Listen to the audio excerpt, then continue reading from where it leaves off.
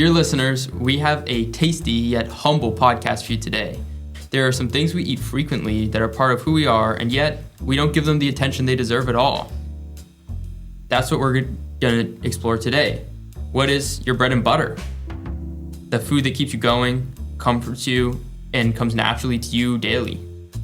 I invited two experts on this matter to help me break down this subject. Sagamore from Belgium and Marion from Belgium. Yeah. So the first person we asked was Asher, who's from the United States, and his answer was a Chipotle burrito bowl. Have you guys heard of that before? Does that exist in Belgium? I think it's more popular in the US, but especially in California, Texas, and Florida. And it's a kind of funny, because they don't have it in Mexico. So it was like, Yeah, I think it's Mexican-American food, so maybe they don't appreciate it there. maybe, yeah.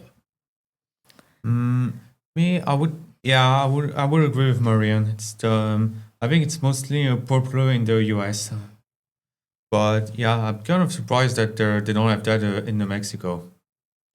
For me, I think it's something nice to get after the gym because it's so convenient and it has a lot of protein in it. But I feel like people buy it more than make it. Do you think it would be something to be hard to make at home?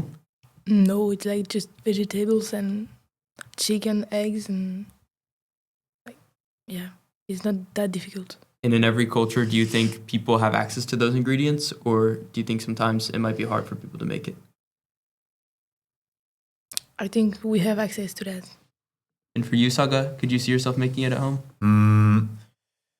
Well, maybe yeah, but that would actually depend, indeed, if I have all the necessary ingredients for that. Speaking of things we can make at home, Bartel's favorite food is a grilled cheese toast. Do you guys find yourselves eating that a lot in IPC? Yeah, I notice a lot of people eat it at IPC like a snack. And I'm not surprised Bartel eat a lot because in the Netherlands, they eat a lot of cheese and they're famous for that. They're famous for the Gouda cheese, right? Yeah, the big one. Do you know about that? Well, I actually had no idea that it was that popular in the Netherlands. But well, I wouldn't say I would be to eat that every day, but that would probably be worth a shot. Nice. Maybe something that we wouldn't eat every day is quimbombo, which is Gabi from Cuba's favorite food.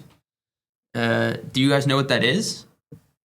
No, I searched about it and it's like a plant. And I think it's not available in our country, like in Belgium it's not available, I think. But this is popular in India, Nigeria, and southern United States. Yeah, it was brought over in the transatlantic slave trade. So in African American and Afro-Caribbean diasporas, it's very popular. But I've tried it before in the US as fried okra, but I've never tried it in the Caribbean style. So I think it would be interesting to try.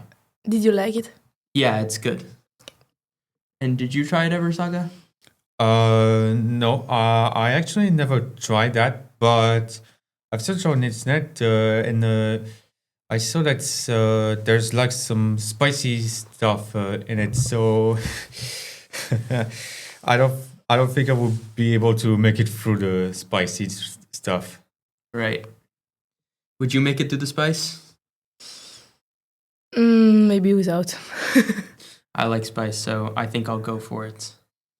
But something that isn't spicy is Susan's favorite food, which is grilled corn with butter. Okay. I know. I think that's famous in many parts of the world, and it's like a kind of street food, easy to eat, everywhere, and just you stay standing and you eat it. I eat it with barbecue. Yeah, me too. Yeah. And you, do you eat it with barbecue or just by itself? Well, maybe by itself, but that would probably taste a little better if it's on barbecue. Yeah, you'd grill it anyways, but Mm-hmm. yeah, I think for me, if we're making hamburgers, we usually like to make it and after you grill the hamburgers and then you put the corn on after, it tastes a bit like the hamburger, and it's really nice. And you can add some spices to it. So Yeah, and it's not that many efforts, so yeah, I think I would be curious to see if which cultures add which spices to the corn, because for me, I just eat it plain with butter. But I think it would be interesting to try yeah, different spices on it yeah, for sure. it would be interesting. And yeah, finally we have Rohit from Nepal, whose favorite food is momos, which are a Nepalese dumpling. Have you guys tried something similar, or do you guys like dumplings? Well, I think I've seen or even eaten something similar. Whenever me and my family, we sometimes order some Asian food for dinner. Yeah, I think there are always some dumplings with it. Yeah, I also eat dumplings at the restaurant because like it take a lot of time to do. Sorry, but maybe Roy's grandmother do it like a family thing, and like you cannot make only 5. When you do it, you do a lot and then you share. So maybe that's how they do. Yeah, I think it's really interesting. Maybe people's favorite foods correspond to whether their culture is more individualist or collective. Mhm. And maybe people that live more with their family prefer different things than people who live more by themselves and have to make food more by themselves. Yeah, definitely. So Asher from America loves a Chipotle bowl. I think that's very American. We love convenience. We like a lot of different foods, and it ticks all the macronutritional boxes. So a very American choice. Bartel loves grilled cheese toast. It's Dutch. It's convenient. Bartel's a busy guy, so in Easy his to little do. free time, it's easy to do. It's good. You can make it by yourself. You can make it with your friends. Mm-hmm. Gabi from Cuba loves quimbombo. I'm sure it reminds her of home. Denmark is very far from Cuba and very dissimilar to Cuba, so I'm sure that a big bowl of okra stew would make her very happy. Susan from Zimbabwe loves grilled corn. I'm sure it's also something that reminds her of home, but also a staple that she can make easily and share with her family and friends. And finally, Rohit from Nepal, his favorite food is, or I guess bread and butter, is momos, which are a dumpling that probably reminds him of moments with his family and friends back home as well. Yeah. And I believe we have learned a lot today. Thanks to my guests, and thank you for listening at home.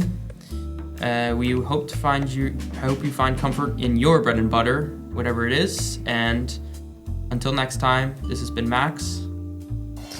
Sagmore. And Marion. See you.